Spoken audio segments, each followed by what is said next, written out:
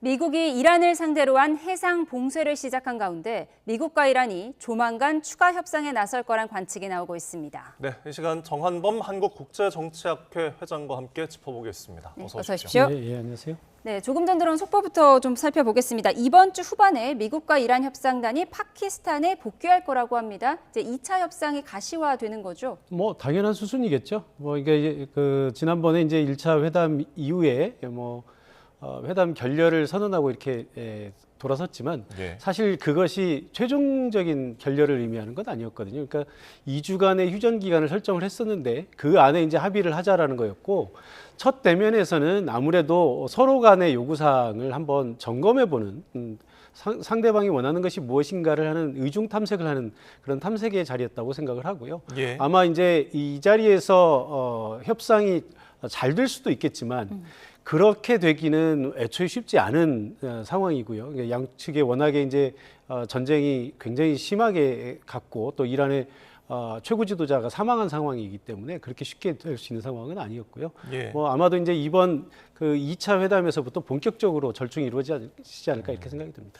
앞서서는 스위스 제네바에서도 열릴 가능성이 있다 그랬는데 지금은 좀 더 파키스탄으로 기운 것 같은데 그만큼 2차 회담을 열기 위해서 파키스탄이 중간에서 굉장히 많은 노력을 했을까요? 그럼요. 지금 이 휴전 협상이 있기까지 그리고 이제 지금 회담이 열리는 이 과정에서 보면 파키스탄이 굉장히 많은 역할을 했습니다. 파키스탄은 굉장히 특수한 지위를 가지고 있죠. 그러니까 이 아랍 세계에서는 유일하게 핵무기를 가진 그런 국가이기도 하고 또 어찌 보면 아랍 국가의 성격을 갖고 있기도 하면서 또 이제 인도와도 동질감이 있고요.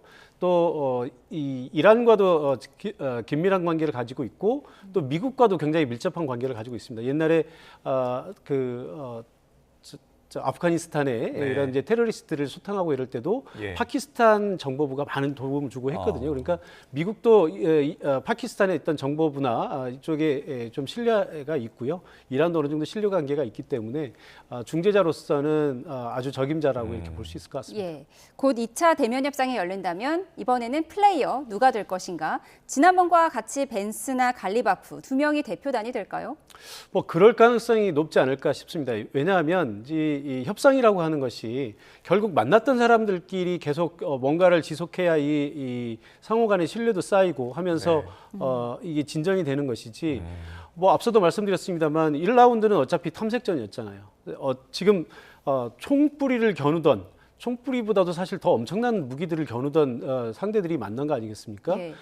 이란은 이제 국가 원수가 사망을 했고 뿐만 아니라 수많은 지도자들이 죽었고 국가의 기관 시설들이 다 파괴됐고 미국도 세계 최고 국가로서의 어떤 지금 자존심을 굽힌 이런 상황에서 양국의 이제 그 국가 수반들을 제외하고는 거의 최고 지도자들이 만난 셈이거든요. 그러니까 여기에서 1라운드에서 뭔가가 이루어지지 않았다고 해서 다시 플레이어를 교체하고 그런다면 나중에 협상은 정말 더 자꾸 탐색전만 하다 끝날 가능성이 높죠. 그러니까 지금 이보다 더 높은 재량권을 가진 사람들이 나오기는 쉽지 않다는 점에서 어쩌면 이대로 갈 가능성이 높다. 단 한 가지 이제 변수는 뭐냐면 이란 같은 경우에 지금 이제 갈리바프는 사실 이제 혁명 수비대 사람은 아니거든요. 그러니까 이제 오히려 만약에 정말로 무즈타파가 정말 강한 의지를 가지고 있다면 그렇다면 오히려 강경파를 내보낼 수 있습니다. 왜냐하면 이게 이제 온건파가 나가서 협상을 하고 오면 다시 또 국내에서 승인 과정을 거쳐야 되거든요. 이런 것을 한 번에 해결하기 위해서 오히려 강경파를 내보낼 수는 있다. 그러나 가능성은 낮다 이렇게 봐야 되겠죠. 그런데 미국 국내에서 이제 힐러리 전 장관 같은 경우에는 계속 그 어떤 외교 협상에서 2명만 나간다 이런 식으로 좀 지적을 하고 있는데 지금 이 구성단에 대해서는 좀 어떻게 평가하십니까? 지금 구성단 자체는 크게 문제가 없어 보여요. 그러니까 일단 벤스 부통령이 워낙에 처음부터 이 전쟁 자체를 반대했던 사람이기도 하고 또 어쨌든 현 정부에서는 2인자 아니겠습니까? 그래서 뭐 이 자체에 크게 문제가 있어 보이지는 않고, 그리고 이제 뭐 위트코프라든지 뭐 쿠슈너 같은 사람들은 이미 그 전부터 이란과 계속해서 이제 접촉을 했던 사람이잖아요. 그러니까 이란과의 어떤 얘기들을 이미 했던 그런 경력이 있기 때문에 예. 서로 간의 소통이나 이런 것에서 좀 원활하지 않을까. 뭐 제가 보기에는 뭐 현재까지 큰 문제는 없지 않을까 이렇게 생각합니다. 예, 2차 협상단도 1차 때와 비슷할 것이다라고 전망해 주셨는데 1차 협상 때 미국 대표단을 이끌었던 벤스 부통령이 최근 인터뷰에서 이런 얘기를 했습니다. 당시 이란 측 대표단이 합의를 최종 타결할 권한이 없는 것 같았다. 이렇게 그러니까 실권이 없는 것 같았다고 얘기를 했습니다. 먼저 들어보시죠. What we figured out is that they were unable, I think the team that was there was unable to cut a deal, and they had to go back to Tehran, either from the supreme leader or somebody else, and actually get approval to the terms that we had set. در موضوع تنگه هرمز، در موضوع تحریم ها، در موضوع غرامت ها، در موضوع خساراتی که به ما وارد کردی هم جدی هستیم. آمریکایی‌ها به دنبال باز تحمیل اراده بودن بر ملت بزرگ ایران، منتها از مسیر مذاکره و با ادبیات دیپلماسی. 네, 벤스 부통령이 느끼기에는 이란 협상단이 누군가의 허락을 받기 위해서 이란 테헤란으로 돌아가야 하는 상황처럼 보였다는 거예요. 그러니까 실권 없는 사람들이 왜 와서 협상을 했는지 모르겠다, 좀 이런 의미로도 들리더라고요. 뭐 사실 그렇게 따지면 뭐 벤스 부통령도 사실 마찬가지긴 하죠. 그러니까 이제 결국은 트럼프와 전화했으니까. 예, 물론 이제 트럼프 대통령의 최종적인 승인이 있어야 되는 것이지, 물론 이제 그보다는 유연한 권한은 가지고 왔다고 생각을 합니다. 그러니까 트럼프 대통령이 뭐 이러이러한 조건 하에서는 네가 할 수 있는 한 최대한 해봐, 이렇게 이제 얘기를 했을 거라고 생각을 하고요. 그래서 네. 아마 벤스 부통령은 일단 뭐 미국이라는 나라 시스템 자체가 뭐 자유주의 국가이기 때문에 조금 더 자유로운 입장에서 나왔겠죠. 그러나 이제 이란 입장은 조금 다르죠. 예. 원래 이제 이란이라고 하는 나라 자체 정치 체제 자체가 신정 국가 아닙니까? 그러니까 이건 신정 체제를 그 정점으로 한 그런 국가인데, 이 신정 체제를 떠받치는 것이 이란 혁명 수비대예요. 우리가 이제 북한을 보면 이게 군부 중심 국가라는 얘기를 많이 하잖아요. 네. 그러니까 이제 마찬가지로 이 이란도 혁명 수비대가 중심이 돼서 이란의 신정 체제를 떠받치고 있고, 거기서 최고 지도자뿐만 아니라 그 중간 지도자들도 계속해서 거기서 배출이 되거든요. 예. 그러니까 갈리바프도 사실은 이제 혁명 수비대 출신이기도 하고요. 그런데 이제 지금 갈리바프나 뭐 이란의 대통령이나 이런 쪽은 사실은 뭐 출신이 그쪽이라 하더라도 지휘기 통상으로는 혁명 수비대와 떨어져 있는 네. 공식 조직을 이끌고 있기 때문에 네. 실제 권한은 사실 혁명 수비대 쪽에 있는 사람들이 가지고 있다. 네. 지금 알리 하메네이가 폭사한 다음에 그 아들 모즈타파가 지금 이제 최고 지도자가 됐지만, 모즈타파를 비롯한 지도부 대부분이 아마 집단 지도 체제를 하고 있을 텐데 네. 그 사람들이 대부분 다 혁명 수비대 사람들이라고 보면 됩니다. 알겠습니다. 그런데 지금 이제 갈리바프가 나와서 협상을 하는데, 갈리바프가 양보하고 싶어도 본인도 알쏭달쏭할 거예요. 내가 이걸 양보해도 되나? 안 되나? 여기서 양보를 할 수 있을 거라고 생각하고 돌아갔더니 하늘이 두 쪽 나도 그건 받을 수 없다. 다시 협상해라. 이래버리면 사실 미국하고 관계 더 이상해지고, 미국은 한번 받은 건데 절대 양보하지 않을 거거든요. 예. 그러니까 아마도 이것이 어려웠을 텐데, 또 하나의 문제점은 뭐냐면 벤스 부통령은 트럼프 대통령하고 전화하면 되잖아요. 전화하면 되는데 지금 이란은 가장 큰 문제가 뭐냐면, 그동안에 이란의 통신망이나 이런 것들이 다 이스라엘 정보부에 다 노출이 됐다는 거 아닙니까? 네. 심지어는 CCTV까지 다 요즘 그 AI를 이용해서 다 해킹을 해가지고 그것을 이용해서 최고 지도자들을 암살하는 데 사용했다고 하는데, 지금 파키스탄에서 이란이 본국에다 전화한다는 것 자체가 불가능하지 네. 않겠습니까? 그 전화하면 미국이 다 도청하면서 예. 그 협상 전략을 다 들을 텐데, 그러니까 결국 이 갈리바프 같은 경우는 가서 네. 직접 모즈타파를 만나거나 아니면 혁명 수비대 지도자들과 협의를 해야만 하는 이런 예. 상황이었다고 봐야 되겠죠. 예, 직접 왔다 갔다 할 수밖에 없는 이란의 상황을 좀 짚어주셨는데 일단은 이 테이블에 올라오는 핵심 쟁점들 중에 핵 협상에 대한 부분이 좀 가장 큰 것 같더라고요. 미국은 이제 농축 우라늄 유예 기간 너네 20년 동안 못하게 해라. 근데 이란에서는 우리는 5년을 하겠다 이런 식으로 이제 제시를 했는데 접점이 과연 있을지가 의문입니다. 저는 사실은 여기까지만 해도 큰 진전이라고 생각을 합니다. 그러니까 사실 되게 걱정을 했었거든요. 왜냐하면 미국은 사실 이란의 핵 정책에 있어서 완전한 핵 포기를 얘기했거든요. 그러니까 영구적인 핵 포기. 예. 사실 그 JCPOA라고 오바마 정부 때 이미 이 유럽 국가들과 이란과 미국이 합쳐서 만든 합의가 있었어요. 네. 근데 그때는 이제 3.67%까지의 농축만 허용을 하고 그 이상은 안 된다. 요거였거든요. 근데 트럼프가 나중에 대통령이 되고 나서 이것이 이란의 핵무장을 도와주는 정책이라고 하면서 일방적으로 그걸 깨버렸단 말이죠. 그러고 나서 지금 트럼프 대통령이 핵 협상을 빌미로해서 전쟁을 일으켰는데 네. 여기서 요구한 것은 완벽한 핵 포기였거든요. 예. 그런데 지금 그것을 양보한다라는 건 사실 상상하기 어려운 예. 문제잖아요. 그러면 이란 입장에서는 또 어떠느냐?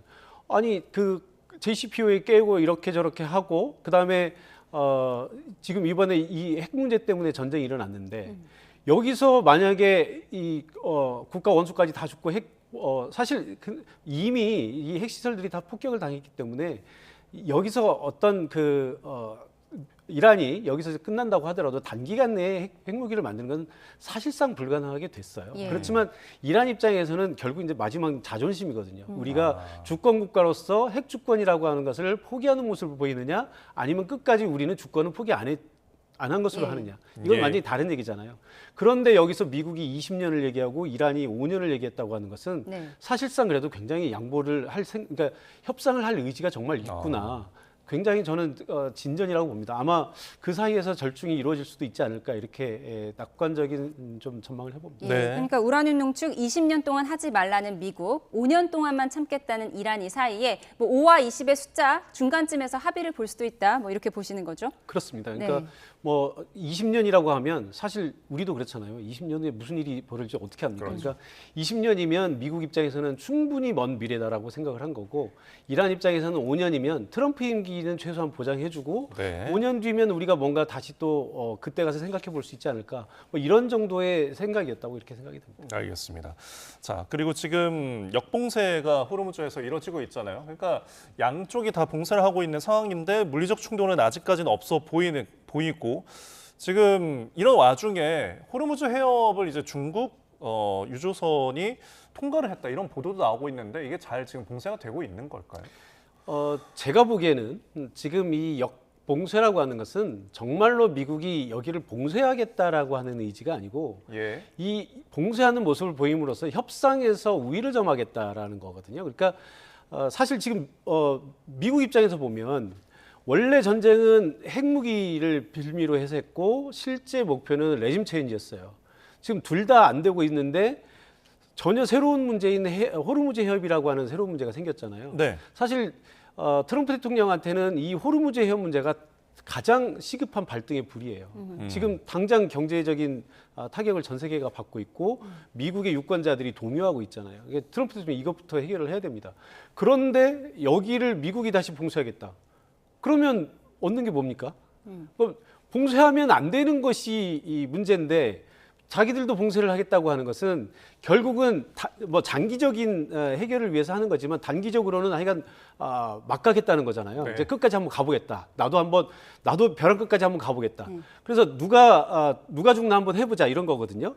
그런데 결국 트럼프 대통령이 이거 끝까지 갈 수는 없는 정책이잖아요. 예. 언젠가 풀어야 되는 거잖아요. 그러니까 지금 트럼프 대통령이 하는 것은 이건 진심이 아니고 네. 어쨌든 이란과의 기싸움에서 내가 절대 밀리지 않겠다. 네가 이것을 너의 최고의 카드로 들고 있다고? 네. 나 그거 인정 못해. 이거 나도 쓸 수 있는 카드야. 그 카드는 내가 이렇게 하면 아예 무용지물이 카드야. 이걸 보여주기 위한 것이다. 네. 그래서 뭐 중국의 상선이나 이런 것이 지나가는데 여기에다가 만약에 문제를 제기하게 되면 문제가 너무나 많이 옆으로 퍼지고 꼬이고 복잡해지죠. 미중 정상회담도 앞두고 그럼요. 있으니까요. 그러니까 지금 그러면 정말 중국의 선박을 어떻게 할 겁니까? 중국 선박이 말을 안 들으면 중국 선박이 미국 말 안 듣겠죠, 당연히.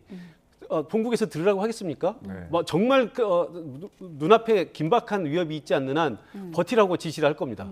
그러면 미국이 중국 선박을 강제로 들어간다는 것도 사실 외교적으로 엄청난 리스크를 안는 거고요. 네. 그다음에 뭐 그렇다고 해서 중국 배를 어떻게 하고 나면 나중에 뭐 그걸 해서 미국이 얻을 수 있는 것도 없고요. 그러니까 오히려 그냥 모르는 척하고 가게 내버려두는 뭐 그런 전략이었지 않나 이렇게 생각합니다. 예, 미국이 예. 역봉쇄를 한다는 거는 이란 석유 파는 거를 막겠다는 거잖아요. 돈줄을 막겠다는 건데 그게 이란과의 기싸움이다 이렇게 분석을 해주셨어요. 그러면서 트럼프 대통령이 이 역봉쇄하는 거 지금 다른 나라들도 다 도우려고 한다. 그 명단을 내일 발표하겠다고 했거든요.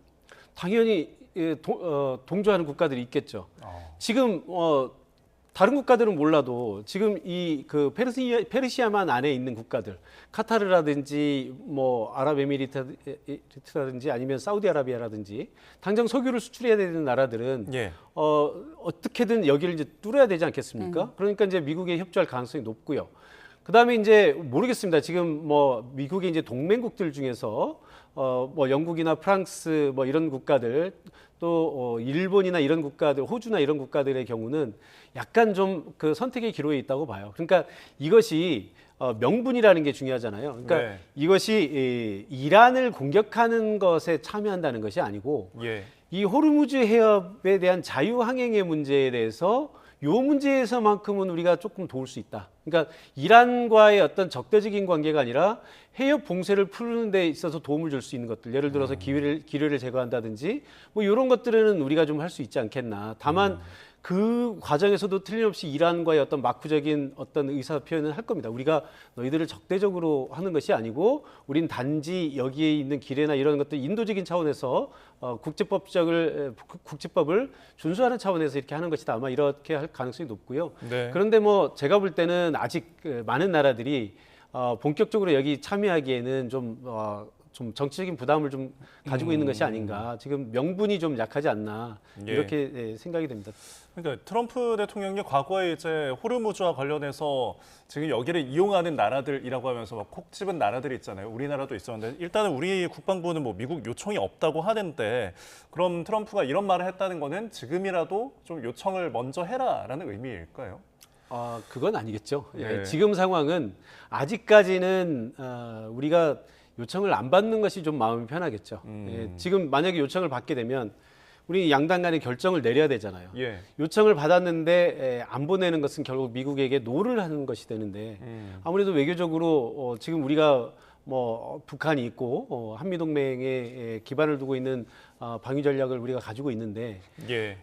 여기서 미국의 어쨌든 뭐 이게 이제 장기적으로 갈 거라고 생각하지는 않습니다만 예. 최소한 트럼프 행정부 내에서 트럼프 대통령이 여기에 대해 이제 불만을 표할 수 있는 가능성이 있지 않겠습니까? 예. 그래서 이 노를 하는 것도 사실 쉽지 않은데 만약에 여기서 예스를 하고 보내게 된다면 다시 또 이 이란과의 관계에도 문제가 됐죠. 그러니까 이건 단순히 이란과의 관계는 이란만 봐서는 안 됩니다. 우리가 짧게는 지금 이란만의 문제라고 보지만 사실 아랍에 있는 국가들은 또 이게 굉장히 복합적이에요. 그러니까 네. 지금은 당장 뭐 이란을 이렇게 좀 궁지에 몰고 있지만 아랍 국가들은 나름대로의 또 이슬람 정서가 있고 또 이스라엘과의 어떤 역사적인 관계 이런 것이 있기 때문에 또 뒤로 느끼는 감정들은 또 다르거든요.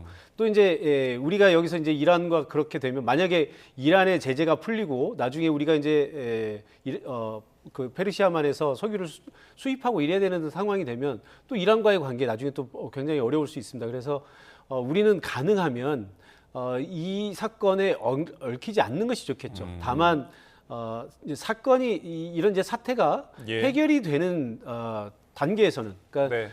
이제 양측 간의 어떤 합의가 좀 이루어지고 이 페르시아만의 그 호르무즈 해협에 기뢰를 제거한다든지 통항의 자유를 위한 어떤 국제 협력이 이루어지는 단계에서는 우리도 네. 좀 적극적으로 나설 필요는 있다 이렇게 생각이 됩니다. 알겠습니다.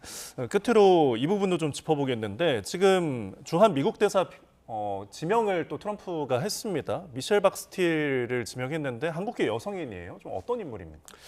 예, 뭐 전직 하원 의원이고요. 이분이 이제 뭐 한국계고요. 근데 사실 그 약간 이제 그 공화당 출신이라서 그런지는 모르겠습니다만 네. 어쨌든 좀 이제 보수적인 성향을 가지고 있고 과거에 우리 그 종전선언과 이제 평화협정에 대한 얘기가 나왔을 때 네.